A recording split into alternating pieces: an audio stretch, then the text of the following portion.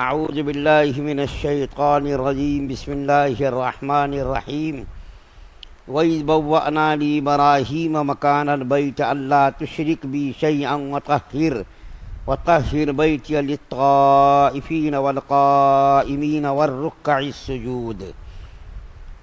اور یاد کرو وہ وقت جب ہم نے ابراہیم علیہ السلام کو اس گھر یعنی خانہ کعبہ کی جگہ بتا دی تھی اور یہ ہدایت دی تھی کہ میرے ساتھ کسی کو شریک نہ ٹھہرانا اور میرے گھر کو ان لوگوں کے لیے پاک رکھنا جو یہاں طواف کریں اور عبادت کے لیے کھڑے ہوں اور رکوع سجدے بجا لائیں۔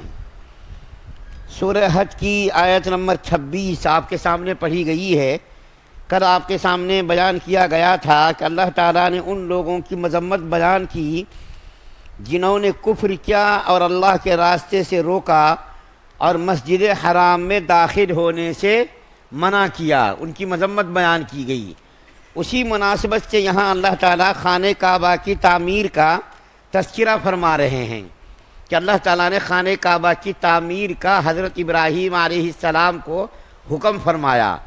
عام طور پر لوگوں میں یہ مشہور ہے کہ خانہ کعبہ کو حضرت ابراہیم علیہ السلام نے ہی بنایا ہے، حالانکہ ایسی بات نہیں ہے۔ خانہ کعبہ کی تعمیر مختلف مراحل میں مکمل ہوئی ہے، مختلف مرحلوں سے گزر کر کے اس وقت جو موجودہ صورتحال ہے یہ موجودہ صورتحال ہے۔ کئی دور میں خانہ کعبہ کی تعمیر ہوئی ہے، چنانچہ بعض قول تو متفق ہیں، قرآن حدیث سے ثابت ہے، بعض کے اندر اختلاف ہے۔ سب سے پہلے تو خانہ کعبہ کی تعمیر خود اللہ تعالیٰ نے فرمائی، کن فیکون، ہو جا، خانہ کعبہ ہو گیا۔ اس کے بعد روئے زمین کی پیدائش سے 2000 سال پہلے، روئے زمین کی پیدائش سے 2000 سال پہلے اللہ تعالیٰ نے خانہ کعبہ کو تعمیر کیا۔ بعض روایت میں آتا ہے کہ اللہ تعالیٰ نے فرشتوں کو حکم دیا کہ خانہ کعبہ کی تعمیر کرو، چنانچہ فرشتوں نے روئے زمین پر خانہ کعبہ کی تعمیر کی۔ بعض روایتوں میں آتا ہے کہ زمین یہ پانی کا بلبلہ تھی، زمین یہ جو اس وقت ہم جس پہ جیتے ہیں چلتے پھرتے ہیں، یہ زمین ایسی نہیں تھی بلکہ یہ پانی کا بلبلہ تھا۔ اسی پانی کے بلبلے پر جیسا کہ روٹی کی ٹکیاں بنا کر کے اس کو پھیلاتے ہیں، روٹی بناتے ہیں، اسی طریقے سے یہ پانی کا بلبلہ تھی یہ زمین۔ اللہ تعالیٰ نے خانہ کعبہ کو ٹکیے کی شکل میں بنا کر کے اسی کو زمین کی شکل میں پھیلا دیا، زمین اسی کا نتیجہ ہے۔ تو اللہ تعالیٰ نے خانہ کعبہ کو مختلف مرحلوں میں بنوایا، فرشتوں سے بنوایا۔ پھر جب آدم علیہ السلام جنت سے دنیا کے اندر بھیجے گئے تو اللہ تعالیٰ نے جنت کے آدم علیہ السلام کے ساتھ خانہ کعبہ کو بھی بھیجا۔ چنانچہ حضرت آدم علیہ السلام خانہ کعبہ کا طواف کرنا یہ حدیث سے ثابت ہے۔ اس کے بعد شیث علیہ السلام نے خانہ کعبہ کی تعمیر کی۔ اس کے بعد نوح علیہ السلام کے زمانے میں جو طوفان نوح آیا، طوفان نوح کے زمانے میں اس کا نشان مٹ گیا، جگہ تو رہی، وہ خانہ کعبہ عمارت کا نام نہیں ہے، اس جگہ کا نام ہے، جگہ تو رہی وہ، لیکن خانہ کعبہ کی عمارت اٹھا دی گئی۔ حضرت نوح علیہ السلام کے زمانے میں جو طوفان آیا، اللہ تعالیٰ نے زمین کو تو وہیں پر رکھا لیکن خانہ کعبہ کو اٹھا دیا۔ اس کے بعد ابراہیم علیہ السلام کو اللہ تعالیٰ نے حکم دیا کہ آپ میرے لیے خانہ کعبہ کی تعمیر کریں، میری عبادت کے لیے توحید کو رائج کرنے کے لیے آپ خانہ کعبہ کی تعمیر کیجئے۔ چنانچہ حضرت ابراہیم علیہ السلام نے اپنے بیٹے حضرت اسماعیل علیہ السلام کو لیا۔ روایت میں آتا ہے کہ حضرت ابراہیم علیہ السلام کی عمر اس وقت 100 سال تھی اور حضرت اسماعیل علیہ السلام کی عمر 30 سال تھی۔ دونوں باپ بیٹوں نے مل کر کے خانہ کعبہ کی تعمیر کی۔ حضرت اسماعیل علیہ السلام پتھر لاتے تھے اٹھا کر کے، اور حضرت ابراہیم علیہ السلام اس پتھر کو اس دیوار پر نصب کرتے تھے۔ اس کے بعد خانہ کعبہ کی تعمیر ہو گئی، پھر حج کا اعلان ہوا، اس کا انشاءاللہ ذکر آگے کی آیت میں آئے گا۔ چونکہ خانہ کعبہ کی تعمیر کی تاریخ بیان کرنے کا وعدہ کل میں نے کیا تھا، اس لیے میں اس کو ذکر کر رہا ہوں۔ خانہ کعبہ کی تعمیر مکمل ہو گئی۔ اس کے بعد قوم عمالقہ انہوں نے خانہ کعبہ کی تعمیر کی، اور جو ہے ایک اور قوم کا تذکرہ آتا ہے، انہوں نے بھی خانہ کعبہ کی تعمیر کی، یہاں تک کہ نبی کریم صلی اللہ علیہ وسلم دنیا کے اندر مبعوث ہوئے، دنیا کے اندر اللہ تعالیٰ نبی کریم صلی اللہ علیہ وسلم کو بھیجا، تو 35 سال کی عمر، ایک روایت میں آتا ہے 25 سال کی عمر ہمارے نبی کی تھی، اور ایک روایت میں آتا ہے کہ 35 سال کی عمر تھی۔ تو خانہ کعبہ چونکہ بالکل بوسیدہ ہو گیا تھا، اس کی دیوار بالکل کمزور ہو گئی تھی، تو مکہ کے لوگوں نے آپس میں مشورہ کیا کہ خانہ کعبہ کو اثر نو تعمیر کیا جائے اور اس کے اندر حلال پیسہ استعمال کیا جائے۔ اندازہ لگائیے، کافر لوگ تھے، مشرک لوگ تھے، اور کافر لوگ مشرک لوگ بھی اس بات کو جانتے تھے کہ حرام پیسہ خانہ کعبہ میں لگنا نہیں چاہیے، چنانچہ ان لوگوں نے آپس میں مشورہ کیا۔ اتفاق سے اسی زمانے میں ایک کشتی جہاز کہیں سے گزر رہا تھا، وہ جہاز ٹوٹ پھوٹ کر کے مکہ کی ساحل پر ٹھہرا، اس کی لکڑیاں مکہ کے لوگوں نے خرید لیں، اور خرید کر کے خانہ کعبہ کی تعمیر کی ان لوگوں نے۔ ہمارے نبی صلی اللہ علیہ وسلم نے بھی اس خانہ کعبہ کی تعمیر میں شرکت فرمائی، اور آپ نے بھی پتھر اٹھا کر کے ان کو ان کی جگہ پر رکھا۔ اسی سلسلے میں ایک مشہور واقعہ جو ذکر کیا گیا ہے، جب خانہ کعبہ کی تعمیر مکمل ہو گئی تو حجر اسود جو جنت کا ایک پتھر ہے، ابھی بھی موجود ہے حجر اسود، جس کو مسلمان لوگ جا کر کے چومتے ہیں محبت سے، تو حجر اسود کے رکھنے پر اختلاف ہوا، اور اتنا اختلاف شدت اختیار کر گیا کہ تلواریں نکل گئیں۔ اگر وہ مسئلہ ہمارے نبی حل نہ فرماتے تو ایسی خانہ جنگی اور ایسی قتل و غارت ہوتی کہ تاریخ میں کوئی ایسی مثال نہیں ملتی، لیکن ہمارے نبی صلی اللہ علیہ وسلم نے حسن اخلاق کے ذریعے اور عقل و فہم کے ذریعے اس مسئلے کو چٹکی میں حل کر دیا۔ ہمارے نبی کی عقل اور دانائی کا اندازہ لگائیے آپ کہ ہمارے نبی صلی اللہ علیہ وسلم نے اس کو چٹکیوں میں حل کر دیا۔ آپس میں اختلاف ہو رہا تھا، کیا ہو رہا تھا، ہر قبیلہ یہ چاہتا تھا کہ خانہ کعبہ حجر اسود کو اس کی جگہ پر ہم رکھیں، ہمارا قبیلہ رکھے، ہمارا سردار رکھے۔ آپس میں مشورہ ہوا کہ ٹھیک ہے، کل صبح کو خانہ کعبہ کے اندر جو آدمی سب سے پہلے داخل ہوگا اسی کو ہم اپنا حکم بنا دیں گے، اور وہ جو کہے گا اس کو ہم مان لیں گے۔ لوگوں نے کہا ٹھیک ہے، اچھی بات ہے۔ دوسرے دن جب لوگ آئے تو دیکھا کہ نبی کریم صلی اللہ علیہ وسلم سب سے پہلے خانہ کعبہ میں داخل ہونے والے شخص تھے۔ چنانچہ مکہ کے لوگوں نے کہا کہ بس یہی ہم لوگوں کا مسئلہ حل کر سکتے۔ چنانچہ اللہ کے رسول صلی اللہ علیہ وسلم نے فرمایا ایک چادر لاؤ۔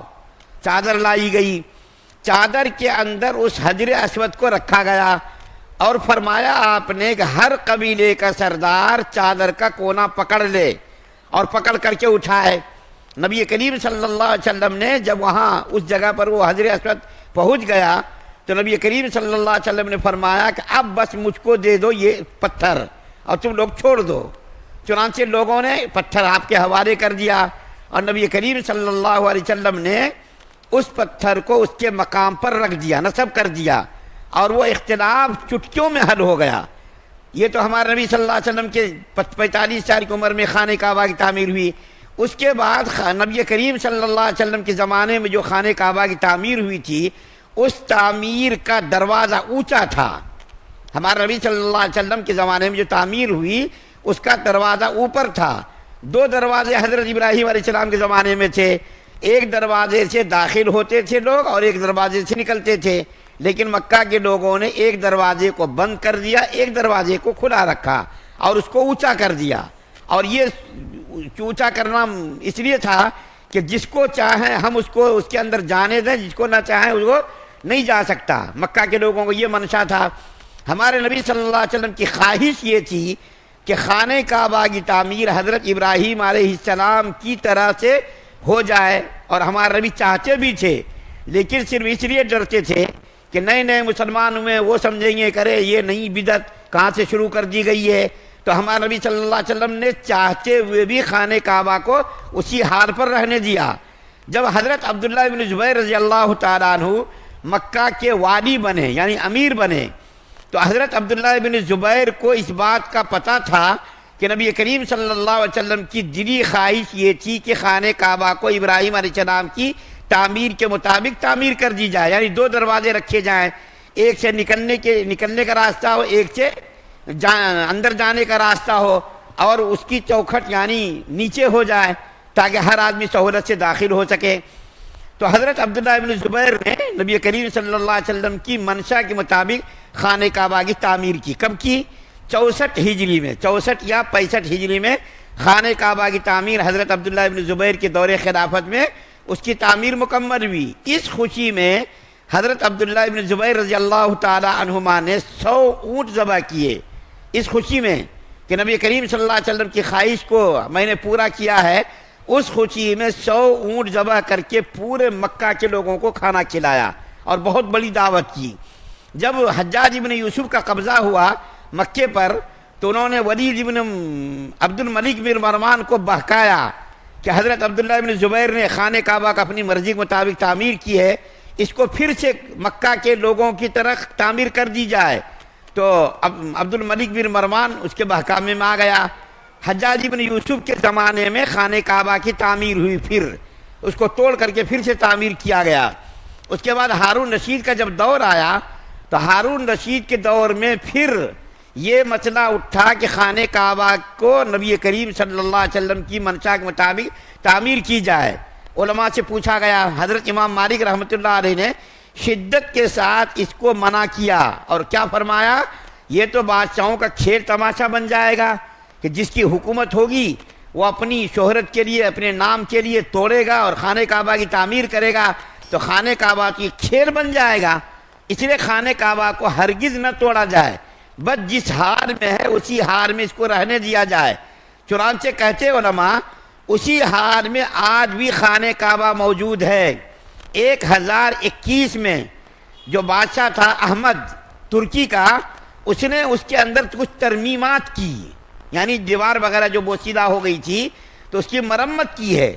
اس کے بعد 1039 میں بادشاہ مراد ترکی کا جو تھا اس نے جو ہے خانہ کعبہ کی چھت جو بوسیدہ ہو گئی تھی اس چھت کو ازسر نو نئی چھت بنائی، بوسیدہ ہو گئی تھی، کمزور ہو گئی تھی۔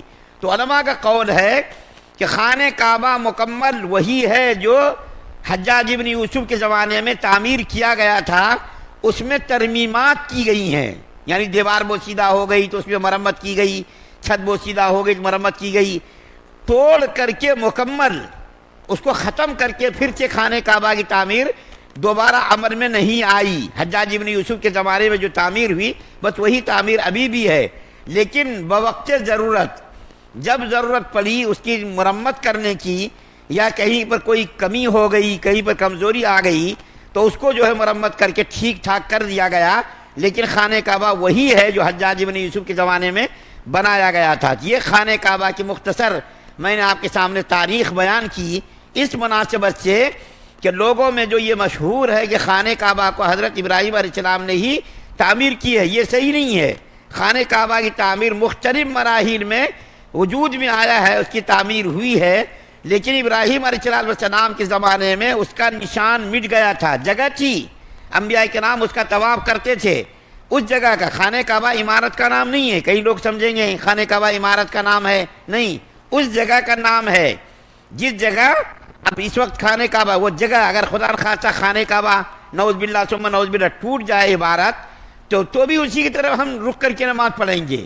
ایسا نہیں ہے کہ اگر وہ عمارت ٹوٹ گئی، دیواریں ختم ہو گئی تو ہم نماز ادھر منہ کر کے مشرق کی طرف رک کر کے یا شمال یا جنوب کی طرف رک کر کے نماز پڑھیں، نہیں، بلکہ خانہ کعبہ کی دیوار اگر ٹوٹ بھی جائے تو بھی اسی کی طرف رک کر کے نماز پڑھیں گے ہم۔